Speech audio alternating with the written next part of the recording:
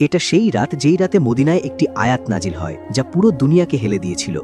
এটি কোরআনের সবচেয়ে বড় আয়াত, আর তার ভেতরে এমন রহস্য ছিল যে শয়তান আর জিনও মানতে বাধ্য রয়েছে। ভাবতো, একটা দরজার পেছনে অসংখ্য রহস্যের জগৎ আর এক অদ্ভুত পরকাল আমাদের জন্য অপেক্ষা করছে। আয়াতুল কুরসি হলো সেই দরজার চাবিকাঠি। এতে এমন এমন অসংখ্য নিদর্শন আছে যা হাজার হাজার বছর ধরে লুকানো ছিল। এটা সেই আয়াত যার সাহায্যে বয়োজ্যেষ্ঠরা তাদের রুহানি বোধ খুলে ফেলতেন এবং দেহিক ও রুহানি দুই জগতেই গভীর ভ্রমণ করতেন। হ্যাঁ, আজ আপনি দেখবেন কেন জাদুকর, জিন আর শয়তান আয়াতুল কুরসিকে এত ভয় পায়, আর তার ভেতরে থাকা গোপন রহস্য জানবেন। তার আগে চ্যানেলটি সাবস্ক্রাইব করে ভিডিওটি লাইক করুন, যাতে যত বেশি সম্ভব মানুষ এই তথ্যগুলো জানতে পারে। তাহলে চলুন এই রহস্যময় যাত্রা শুরু করা যাক। আউযু বিল্লাহি মিনাশ শাইতানির রাজিম। বিসমিল্লাহির রহমানির রহিম। আল্লাহু লা ইলাহা ইল্লা হুয়াল হাইয়ুল কাইয়্যুম লা তাখুযুহু সিনাতুন ওয়ালা নাওম লাহু মা ফিস সামাওয়াতি ওয়া মা ফিল আরদ মান যাল্লাযী ইয়াশফাউ ইনদাহু ইল্লা বিইজনিহি ইয়ালামু মা বাইনা আইদিহিম ওয়া মা খালফাহুম ওয়া লা ইউহিতুনা বিশাইইন মিন ইলমিহি ইল্লা বিমা শা ওয়াসিয়া কুরসিয়্যুহুস সামাওয়াতি ওয়াল আরদ ওয়া লা ইয়াউদুহু হিফযুহুমা ওয়া হুয়াল আলিয়্যুল আযীম। আয়াতুল কুরসি সূরা আল বাকারা এর আয়াত নম্বর 255, আর এতে 9টা বাক্য আছে। এক হাদিসে নবী সাল্লাল্লাহু আলাইহি ওয়াসাল্লাম বলেছেন, এই আয়াতে ইসমে আজম আছে। আপনি কি জানেন ইসমে আজম কি? এখানে ইসমে আজম মানে হলো আল্লাহর সবচেয়ে বড় নাম, অথবা আল্লাহর সেই নাম যা সবচেয়ে বেশি মহিমান্বিত, শক্তিশালী ও প্রভাবশালী। নবী সাল্লাল্লাহু আলাইহি ওয়াসাল্লাম বলেছেন, আল্লাহর কুরসি পুরো সৃষ্টি জগতের থেকেও বড়, যা আমাদের বুদ্ধির সীমার বাইরে। কিন্তু আল্লাহর আরশের তুলনায় কুরসি যেন একটা ছোট্ট কাঠের টুকরো, যা বিশাল মরুভূমির মধ্যে ফেলা হয়েছে। আয়াতুল কুরসি আল্লাহের কুরসি, তার আরশ, তার ক্ষমতা, জ্ঞান, হুকুমত, জীবন সব কিছুর বর্ণনা দেয়, যা চিরজীবী এবং অশেষ। এই আয়াতটি সবচেয়ে মহিমান্বিত হিসেবে ধরা হয়। যদি আমরা দেখতে পারতাম গায়েবের জগতে আয়াতুল কুরসি পড়ার সময় কি হয়, তবে আমাদের হৃদয় কাঁপত এবং আমরা তা সহ্য করতাম না। নবী সাল্লাল্লাহু আলাইহি ওয়াসাল্লামের অনেক আকর্ষণীয় হাদিসে আছে যা বলে যে আয়াতুল কুরসি অন্যান্য আয়াত থেকে অনেক বেশি আলাদা। হযরত আবু হুরায়রা রাদিয়াল্লাহু তাআলা আনহু বলেছেন, রাসূলুল্লাহ সাল্লাল্লাহু আলাইহি ওয়াসাল্লাম আমাকে রমজান মাসে যাকাতের খেজুর পাহারা দেওয়ার দায়িত্ব দেন। রাতে পাহারা দেওয়ার সময় তিনি দেখলেন একজন অজানা আগন্তুক চুপি চুপি এসে খেজুর থেকে নিতে শুরু করেছে। তিনি তাকে ধরে ফেললেন এবং বললেন যে তাকে অবশ্যই রাসূলুল্লাহ সাল্লাল্লাহু আলাইহি ওয়াসাল্লামের কাছে নিয়ে যাবেন। তখন লোকটি অত্যন্ত অসহায়ের মতো বলল যে সে খুব গরিব, তার পরিবার আছে এবং তারা ক্ষুধার্ত। তার এই করুণ অবস্থা দেখে আবু হুরায়রা দয়া করে তাকে ছেড়ে দিলেন। সকালে তিনি রাসূলুল্লাহ সাল্লাল্লাহু আলাইহি ওয়াসাল্লামের কাছে গেলে নবীজি তাকে জিজ্ঞাসা করলেন, হে আবু হুরায়রা, গতরাতের বন্দির কি খবর? তিনি সব ঘটনা বললেন। তখন নবীজি বললেন, সে তোমাকে মিথ্যা বলেছে, সে আবার আসবে। দ্বিতীয় রাতে আবার সেই জিন এসে হাজির হল, যেমন নবী সাল্লাল্লাহু আলাইহি ওয়াসাল্লাম বলেছিলেন। সে আবার চুরি করার চেষ্টা করল, কিন্তু এবার আমি তাকে ধরে ফেললাম। সে অনেক মিনতি করল, এমনকি সে কসম পর্যন্ত খেল, তাই আমি তাকে ছেড়ে দিলাম। সকালে নবী সাল্লাল্লাহু আলাইহি ওয়াসাল্লাম বললেন, সে আবার মিথ্যা বলেছে এবং আবার আসবে। তৃতীয় রাতে সে আবার এলো। আমি বললাম, তুমি মিথ্যাবাদী, এবার তোমাকে ছাড়ব না। জিনটা বুঝল এবার আর কোনো উপায় নেই, তাই সে তার সবচেয়ে বড় গোপন কথা বলল, যদি আমাকে ছেড়ে দাও, আমি তোমাকে এমন কিছু বলবো যা তোমার অনেক কাজে আসবে। আমি বললাম, কি সেই কথা, বলো। সে বলল, যখন তুমি ঘুমাতে যাবে তখন আল্লাহু লা ইলাহা ইল্লা হুয়াল হাইয়ুল কাইয়্যুম পাঠ করো। আয়াতুল কুরসির এই অংশটি যদি তুমি পড়ো, আল্লাহ তাআলা সকালে তোমার জন্য একটা রক্ষা করার ফেরেশতা নিয়োগ করবেন, আর কোনো শয়তান তোমার কাছেও আসতে পারবে না। যখন আবু হুরায়রা সকালে নবী সাল্লাল্লাহু আলাইহি ওয়াসাল্লামকে এই কথা বললেন, তখন নবীজি বললেন, সে তোমাকে সত্য কথা বলেছে, যদিও সে বড় মিথ্যাবাদী। এরপর নবীজি জিজ্ঞেস করলেন, হে আবু হুরায়রা, তুমি কি জানো তুমি গত 3 রাত ধরে কার সাথে কথা বলছিলে? আবু হুরায়রা রাদিয়াল্লাহু আনহু বললেন, না হে আল্লাহর রসূল। তখন নবীজি বললেন, সে ছিল শয়তান। এই ঘটনাটি সহি আল বুখারিতে বর্ণিত একটি সহি হাদিস। এই হাদিস থেকে জানা যায়, যে ব্যক্তি রাতে ঘুমানোর আগে আয়াতুল কুরসি পড়ে, আল্লাহ তার জন্য একজন ফেরেশতা নিযুক্ত করেন, যিনি তাকে সকাল পর্যন্ত রক্ষা করেন। এর ফলে সে আল্লাহর হেফাজতে থাকে এবং শয়তান তার কাছেও আসতে পারে না।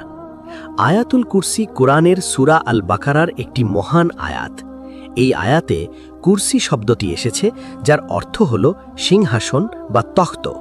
তবে এটি সাধারণ কোনো সিংহাসনের মতো নয়, বরং এটি আল্লাহর সৃষ্টি করা এক বিশাল ও মহিমান্বিত জিনিস, যার প্রকৃত অবস্থা ও পরিমাণ শুধু আল্লাহই ভালো জানেন। হাদিসে কুরসির বিশালত্ব বোঝানোর জন্য একটি উদাহরণ দেওয়া হয়েছে।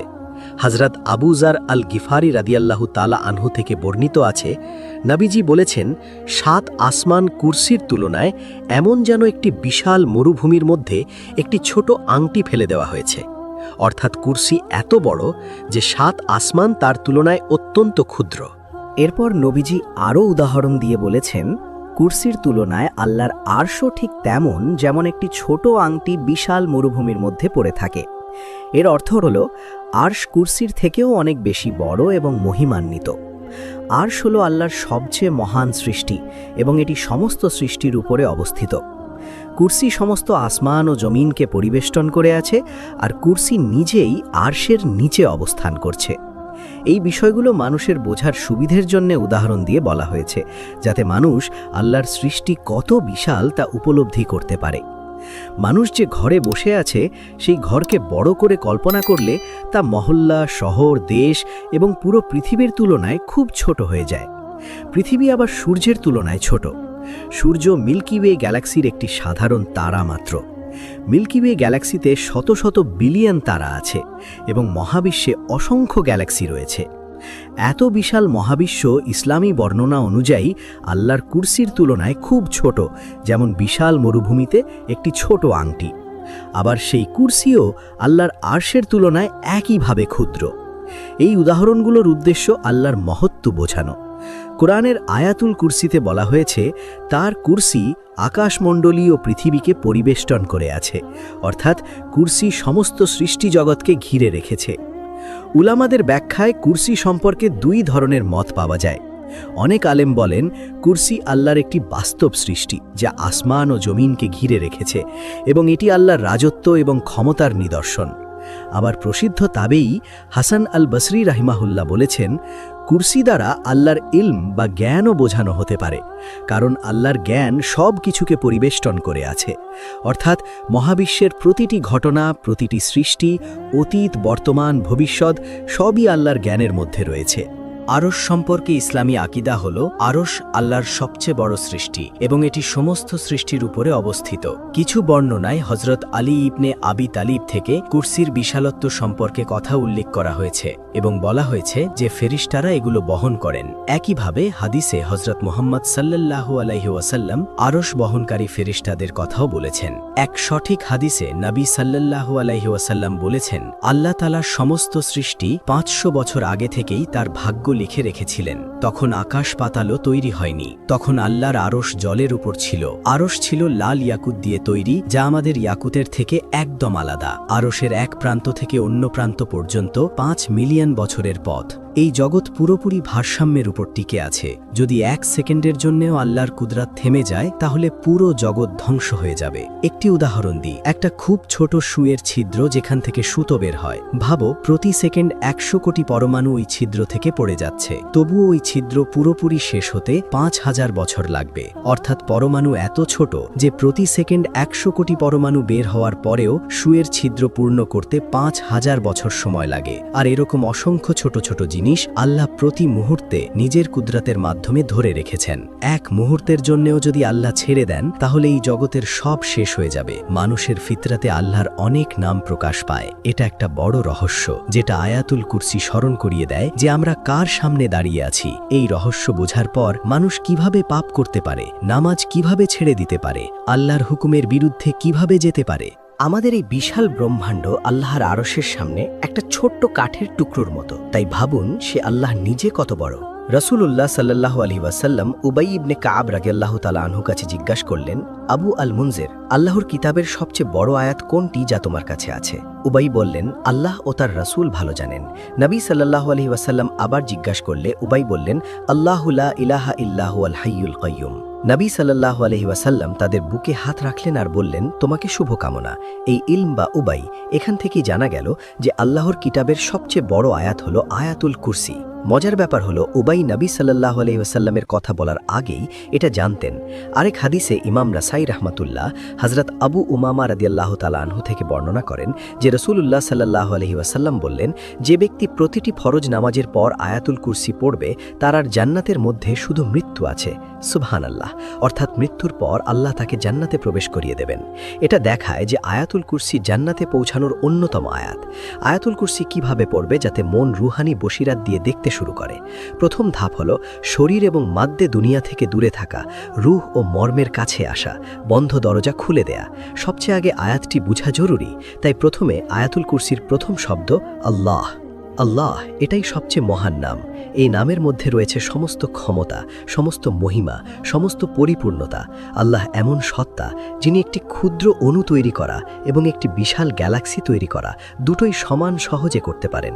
তিনি মাটির ছোটে একটি পোকা সৃষ্টি করতে পারেন, আবার বিশাল একটি হাতিও সৃষ্টি করতে পারেন। তার শক্তি সীমাহীন, তার জ্ঞান অসীম, তার রহমত অনন্ত। তিনি যখন কোনো কিছুর ইচ্ছা করেন তখন শুধু বলেন হও, আর তা হয়ে যায়, যেমন বলা হয়েছে কোরআনে। এরপর বলা হয়েছে লা ইলাহা ইল্লাহু, তিনি ছাড়া কোনো সত্য উপাস্য নেই। এর অর্থ হল দুনিয়ায় মানুষ যেসব জিনিসকে বড় মনে করে, মূর্তি, টাকা, ক্ষমতা, খ্যাতি, অহংকার, এসব কিছুই আসলে উপাসনার যোগ্য নয়। একমাত্র আল্লাহই উপাসনার যোগ্য, ভালোবাসার যোগ্য এবং দোয়ার যোগ্য। যে মানুষ এটা সত্যিকারভাবে বুঝে ফেলে সে আর কাউকে ভয় পায় না, না কোনো মানুষকে, না কোনো শত্রুকে, কারণ সে জানে সব কিছু আল্লাহর কাছ থেকেই আসে এবং আসল শক্তি একমাত্র আল্লাহর কাছেই। এরপর বলা হয়েছে আল হাইয়ুল কাইয়ুম, তিনি চিরঞ্জীব, সব কিছুর ধারক ও রক্ষক। আমরা মানুষ একসময় ছিলাম না, তারপর আমরা সৃষ্টি হয়েছি এবং একদিন আমরা মারা যাব, কিন্তু আল্লাহ সব সময় ছিলেন, আছেন এবং থাকবেন। তিনি কখনো মারা যাবেন না। তিনি আল কাইয়ুম, অর্থাৎ তিনি সবকিছু টিকিয়ে রেখেছেন। তুমি এখন যে শ্বাস নিচ্ছ এটা আল্লাহর কারণে, তোমার হৃদয়ে যে ধরভর করছে এটা আল্লাহর কারণে, পৃথিবী যে ঘুরছে এটা আল্লাহর কারণে। যদি এক মুহূর্তের জন্যেও আল্লাহ তার নিয়ন্ত্রণ সরিয়ে নেন তাহলে পুরো সৃষ্টি ধ্বংস হয়ে যাবে। এরপর বলা হয়েছে লা তাখুযুহু সিনাতুন ওয়ালা নাওম, তাকে তন্দ্রা বা ঘুম স্পর্শ করে না। মানুষ ক্লান্ত হয়ে যায়, মানুষকে বিশ্রাম নিতে হয়, মানুষ 2 দিন ঘুম ছাড়া থাকতে পারে না, কিন্তু আল্লাহ কখনো ক্লান্ত হন না, কখনো ঘুমান না, কখনো বিশ্রাম নেন না, কারণ তিনি সৃষ্টিকর্তা আর তিনি সব কিছুর রক্ষক।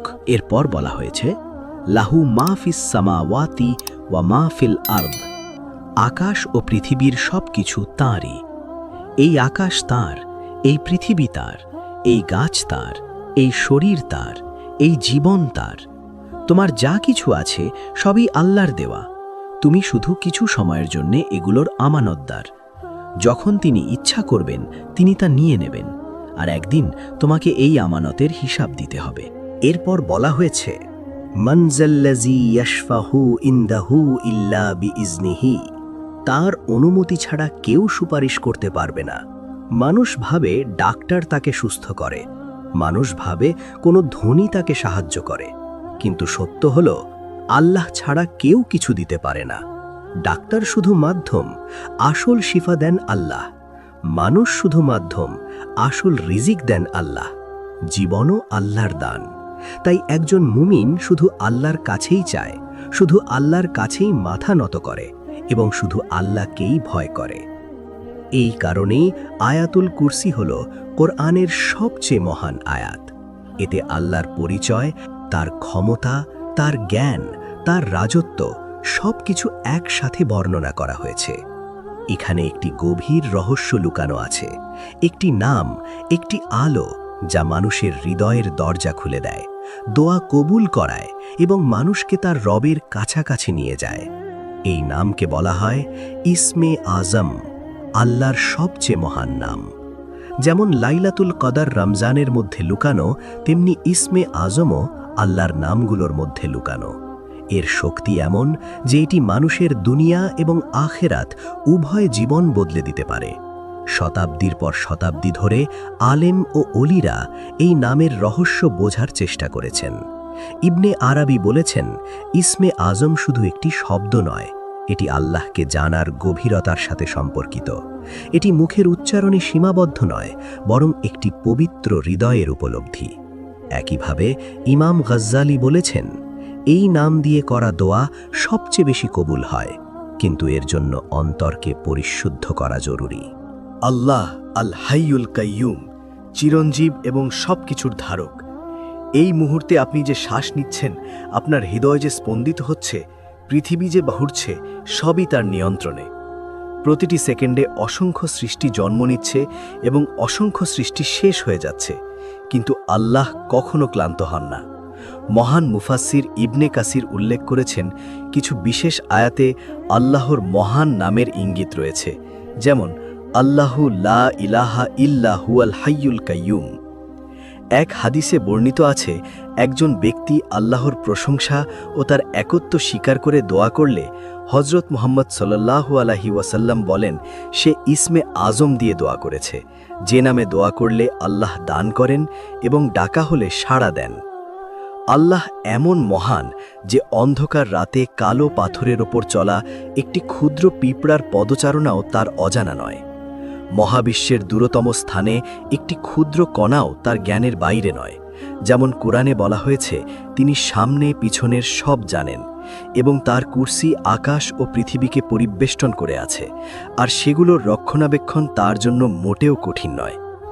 এই আয়াত মানুষকে মনে করিয়ে দেয়, মানুষ দুর্বল, সীমাবদ্ধ এবং নির্ভরশীল, কিন্তু আল্লাহ অসীম শক্তিশালী এবং সব কিছুর মালিক। তাই একজন মানুষের উচিত এই মহান রবকে ভয় করা, তার ইবাদত করা এবং তার উপরে ভরসা করা। মানুষকে নয়, সৃষ্টিকে নয়, কারণ কোনো সৃষ্টি আল্লাহর অনুমতি ছাড়া কিছুই করতে পারে না। আয়াতুল কুরসি শুধু একটি আয়াত নয়, এটি একটি সুরক্ষা, একটি শক্তি এবং একটি সম্পর্কের ঘোষণা। প্রতিদিন এটি পড়া, এর অর্থ নিয়ে চিন্তা করা এবং হৃদয়ে ধারণ করা একজন মানুষের জীবনের শান্তি, নিরাপত্তা এবং আল্লাহর নৈকট্য এনে দিতে পারে। যদি আয়াতুল কুরসি, আল্লাহর রহস্য আরও গভীরভাবে জানতে চান, তাহলে রুহির দৃষ্টি চ্যানেলটি সাবস্ক্রাইব করুন, ঘন্টা আইকন অন করুন যেন নতুন কোনো ভিডিও মিস না হয়। সাবস্ক্রাইব করুন, আপনার হৃদয় আল্লাহর আলোতে ভরে উঠুক। আজ আমরা আয়াতুল কুরসির অর্থ, এর মহত্ব এবং এর গভীরতা সম্পর্কে জানলাম। যদি কেউ এই আয়াত বোঝে, অনুভব করে এবং আন্তরিকতার সাথে পড়ে, তাহলে তার সামনে রহমতের দরজা খুলে যেতে পারে, হৃদয়ের অস্থিরতা দূর হতে পারে এবং সে তার রবের সাথে এক গভীর সম্পর্ক অনুভব করতে পারে। যা কিছু সত্য এবং কল্যাণকর তা আল্লাহর পক্ষ থেকে, আর যা ভুল তা মানুষের সীমাবদ্ধতার কারণে। আল্লাহ আমাদের সবাইকে ক্ষমা করুন, সঠিকভাবে তাকে জানার তৌফিক দিন এবং আমাদের হৃদয়কে তার স্মৃতিতে জীবিত রাখুন। আয়াতুল কুরসি নিয়মিত পড়ুন, বুঝে পড়ুন এবং আল্লাহর হেফাজতে থাকার আশা রাখুন। আমিন।